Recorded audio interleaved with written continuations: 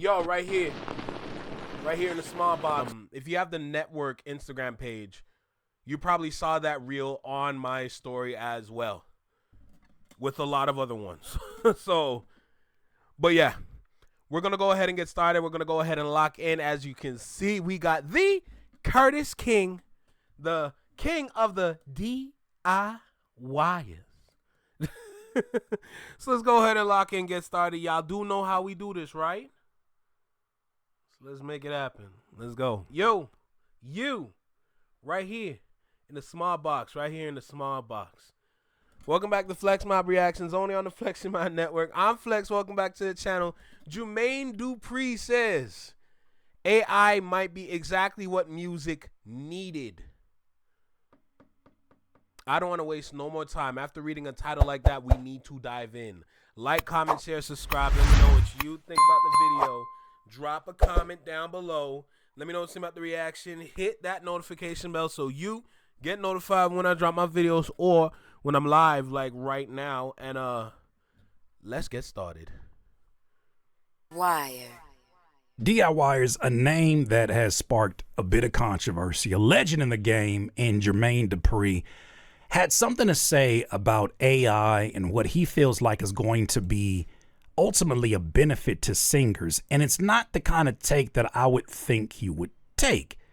I think it's really interesting, actually. I think it's something that I agree with him full-heartedly. And I feel like it applies to more than just singers, but music abroad, real musicians, real artists abroad. But before I kill this point, I want you to hear from him and what he had to say in his recent live stream, I believe, on his Instagram. Peep this out. Seen get mad because I was saying I'm in Africa, and they was like, you weren't in Africa, you were in South Africa. So I was in South Africa. I was in Johannesburg and I was in Cape Town. And when I was in Johannesburg and Cape Town, I saw a couple of things. One of the things I saw yesterday, I think it was SWV came out. That's a big ass hoodie. That's a big ass beanie, by the way. But I just had to say, I'm sorry, my brain not focusing. On the show, on Monica's show. And you know how they be saying on all these blogs, the mics was on. They motherfucking mics was on. You know what I'm saying? And the way people was responding to Coco, Lily, and Taj, it was like they never heard niggas sing before in their life. And what I started realizing was that with all this AI, let the AI come. What's about to happen is, if you really got talent and you can really sing, that's ready to be like a premium. Lil Wayne voice. I'm gonna let him expand on this point, but I definitely want to stop it here. And I kind of want to get your viewpoints in the same breath. I never thought about how the rejection of AI music, I never thought about how the fight for human-made music, the defense of the art and the purity of the art from artists themselves. I haven't thought about all the benefits that could be presented by having this new competitor in the ring, not giving that props. I mean, you got to give it some kind of credit, but not giving it respect or props. But sitting here and looking and saying, could this be the thing that sparks a renaissance after a dull period of music in which great songs were made, but so many people who made them were emotionally detached? They were checking off boxes and collecting checks, right?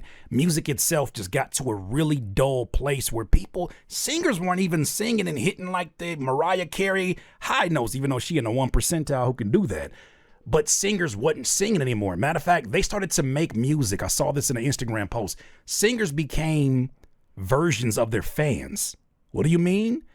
Instead of singing and belting out ballads, they literally started to sing songs that were easier for your non-singing ass to sing. Somebody gonna have to tell the truth, and I'm gonna tell it. Stuff that you can.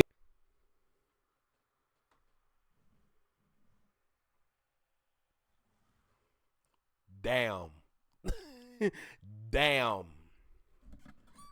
Who would have thought they're going to call out the singers in today's generation? There is a reason why. And I've seen this reel before on Instagram. And this came from Jane Lee. But watch this. Walk with me for a second. Apparently, Sade, the Sade, has gotten a surge in her music catalog from a plethora of people listening to her music. And from the data that was taken from all those people listening, there's a high percentage of people out there listening to the music. Those individuals are from the younger generation. The younger generation is listening to classics.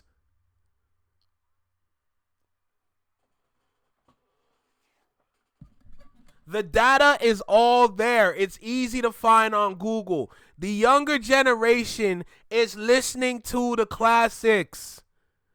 They're listening to the songs we grew up with.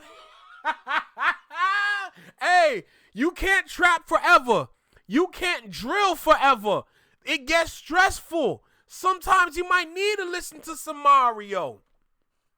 Let Me Love You. Sometimes you might need to listen to some Joe. I Wanna Know. Sometimes you might need to listen to Tevin Campbell. Can We Talk? Bro, they listening to the old ish, bruh. Bro, this AI ish is literally going to force everybody to listen to quality sounding music. So come pull up. Let me read the title again. AI might be exactly what music needed to push people to go listen to some good-ish. Damn. Versions of their fans. What do you mean? Instead of singing and belting out ballads, they literally started to sing songs that were easier for your non-singing ass to sing. Somebody gonna have to tell the truth, and I'm gonna tell it. Stuff that you could that you could harmonize in the shower and feel like, you know what, I think I could sing too. Probably stuff that also contributed to a damn American Idol type of sensation. With that said, though, I think that this is something that is really interesting because I think in these moments like this Bring back runs in R&B music. Sometimes we need to listen to a song that we can't sing to. does spawn Renaissance type of conversations. Continue though, Jermaine. That's about to be that shit. You out hear what I'm saying? Like if you could really sing,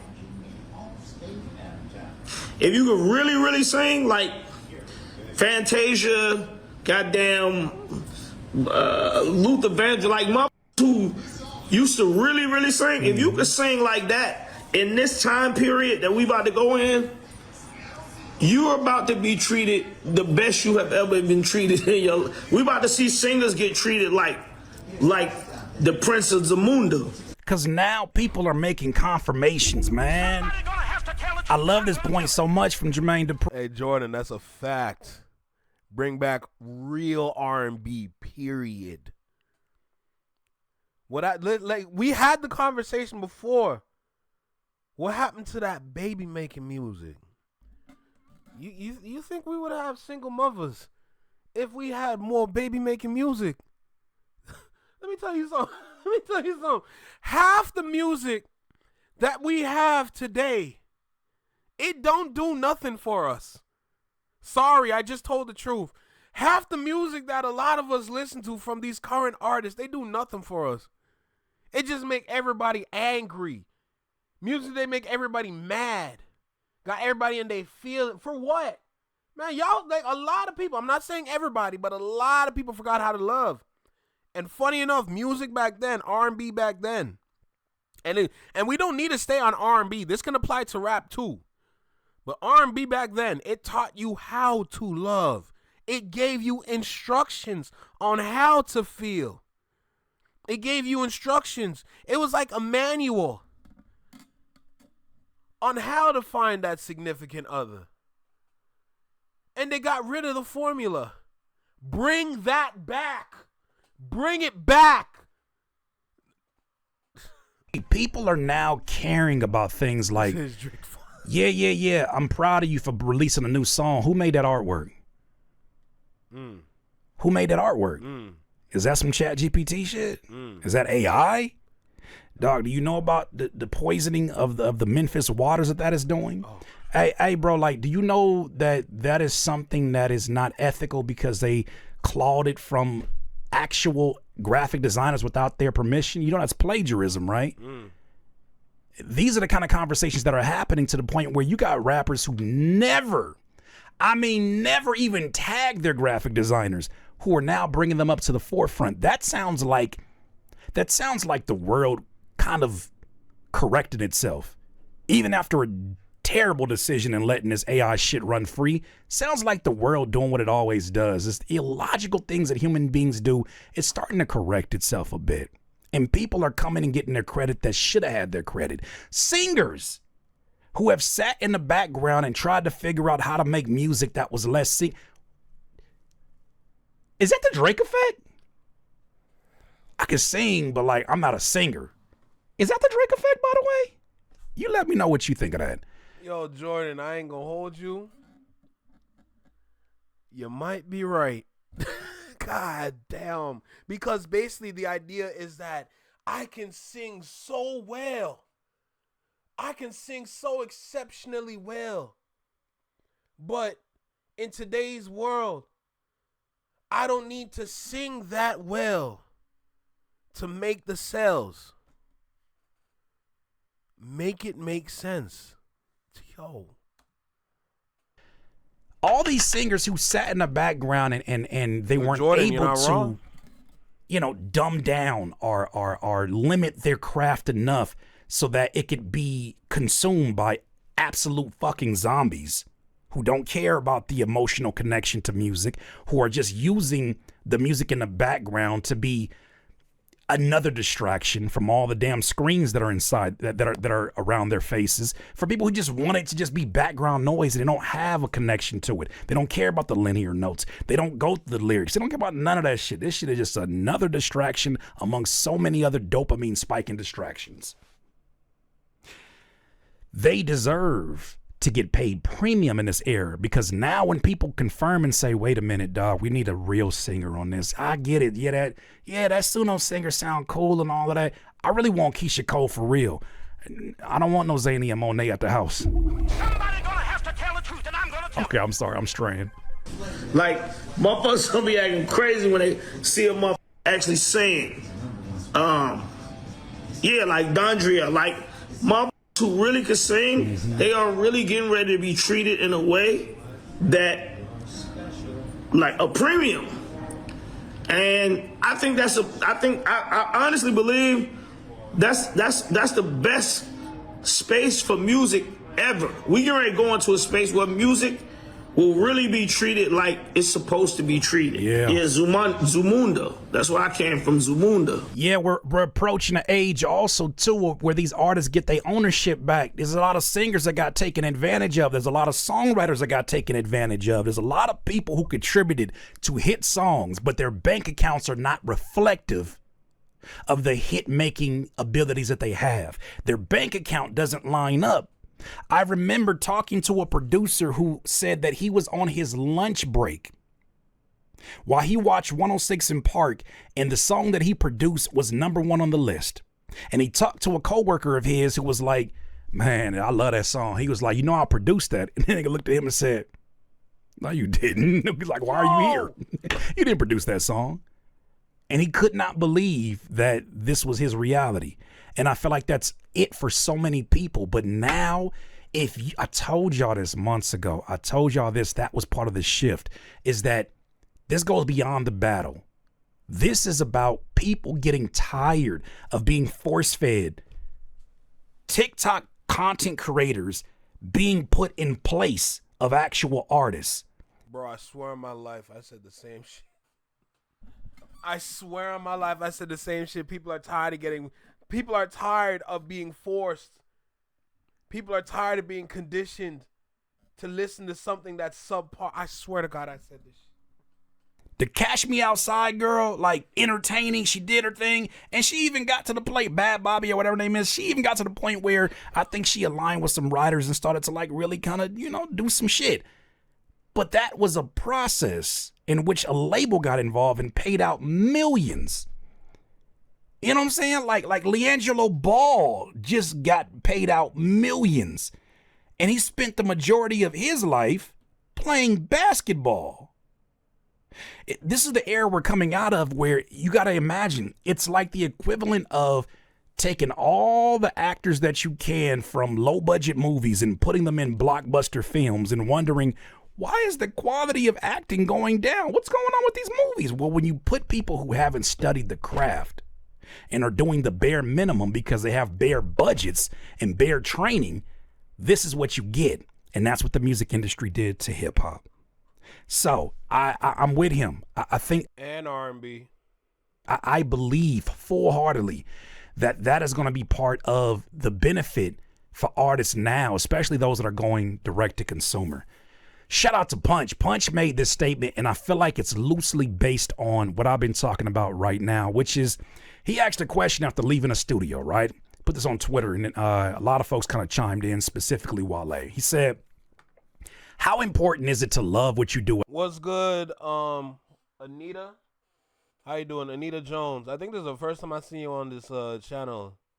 Thank you for stopping by. I appreciate you. Make sure you get yourself a nice little drink, kick back, and let's have some fun. 2B2 Hollywood facts. Funny enough, Hollywood is going towards the internet now. Some people are calling it Hollynet. So, as an artist, do you have to love the craft and the process of making music in order to be considered great? Just thinking on a drive home from the studio. Wale comes here and says, I think to do it for a long time, you gotta love it. I'm with that. Somebody gonna have to tell the truth, and I'm gonna tell it. Just like sports, I don't think Kevin Durant or LeBron or Steph Harden would be playing this long if they ain't love it. Some niggas phase out quick because they was just really good. You know, there's a lot of NBA players too that was just like 7'6" and they would look kind of crazy being a cashier at Kroger's. Maybe that wasn't for them. And then also Mad Skill says, shit, if you do it now, you better love it. To answer his question, I'm gonna give my own answer to this one. How important is it to love what you do as an artist? That is a question about establishing what your why is. If you are an artist and your why is loose, when the shit gets difficult, when shit hits the fan, are you still a fan? When shit gets difficult, that's when you're going to start taking shortcuts. But when shit gets difficult for people who truly love this, they're truly a student of the craft, they're in pursuit of the best version of themselves, and they close their eyes and they can see that person, vividly see that person. They vividly see a better version of themselves because it's beyond the art. It's about who you become in that process. For those who really love this shit, ain't no choice. Like, yeah, I do content, I do all these other things, but dog, I love music. How am I able to talk about this for 365 days a year? I love music. And I love making it more so than anything else. Do you have to love the craft and the process of making music in order to be considered great? I think that every pursuit, no matter if you're passionate about it or not, comes with its own set of problems. I think the trick in anybody's world is to find high quality problems. Let me cook. Somebody gonna have to tell the truth, and I'm gonna tell it. You want high quality problems. If it's been your dream to get a Tesla, and you're like, damn, bro, it's so many less charging stations around me, but shit, like, I do got a Tesla. These are high quality problems. That means that you have gotten to another threshold of your life and you're achieving the things that you have set as goals at one point in time.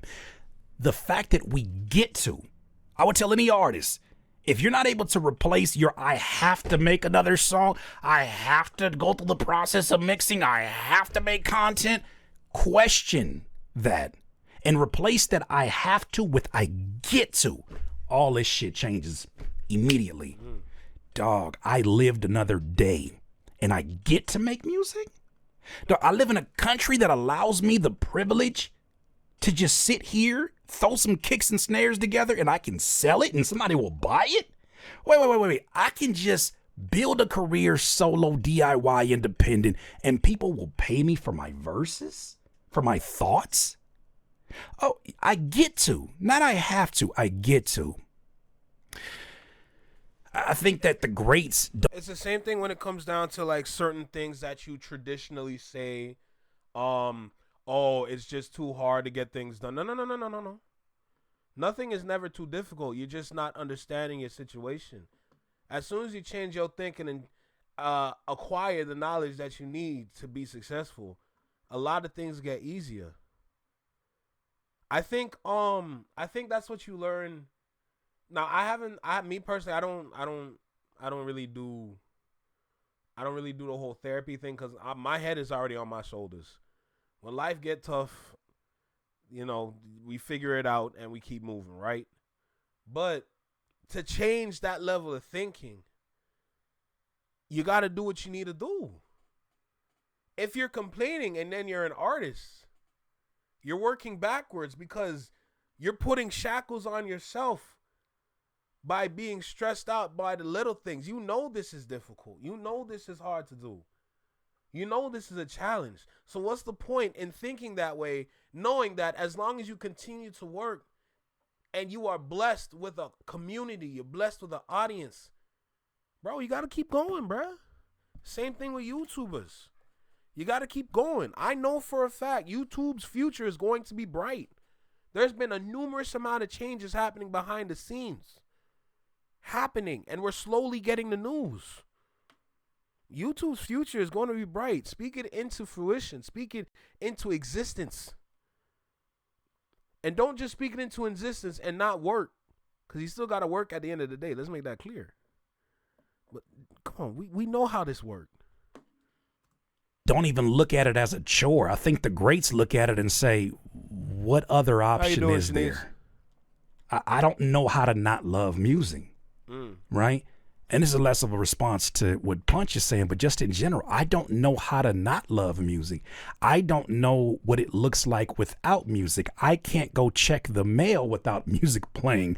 I literally can't walk up and down the driveway without playing some music. I can't take a walk without some music. I cannot sit in front of this keyboard talking to you guys without thinking about using it to make a beat today. I'm going to do that. I have been beating myself up about not carving out enough time to write songs, which is why I'm batching my content now. There is no other choice. These are the quality problems that I have. These are the quality problems that I have chosen, and I'm sticking by it. That's my problem, and I'm sticking by it. If you understand that, DIYers, express what it is for you. Because I'm really interested. Like, shout out to Jermaine Dupri for starting that up, because I do think it's a deeper conversation about understanding the things that we all value in our exchange, in our relationships with the music we listen to. I think we needed to have that question. I think we needed to have our foundation rocked so that we all as creatives are reminded, we as listeners are reminded, how much do you really love this shit? And what would you be willing to do to save it?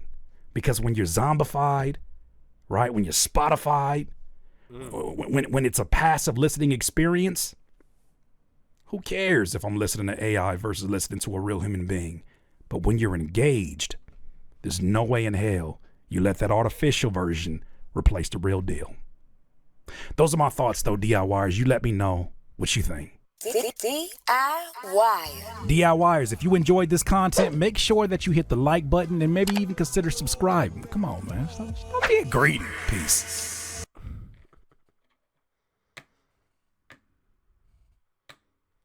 Another phenomenal video by curtissking, bruh. What can I say? This is magical right here. This magic, you know? To Jermaine Dupri's point, open up the floodgates. Let's see what AI gonna do. We all don't like it. We all know it's soulless. A lot of us, the more that we leave the comments, letting them know, bro, this ain't gonna work. Keep doing that. The consumer has a voice too. The consumer can dictate music as well. We're here to let creators know if their tracks are good or not. If it's bad, do better. That's how it goes. That's the role of an artist. But because they changed the idea of what the sound should be, it changed the way consumers consume music. To the point where we're allowing subpar talent to be exceptional. And the people that do have talent are just good. That's not right. That don't make sense. We need to bring it back to what it once was. You know? Plain and simple. That's the role of a consumer today. That's all it is. Man, I love these kind of videos. I ain't gonna lie. Like, I just love these kind of videos, bro. I ain't gonna hold you.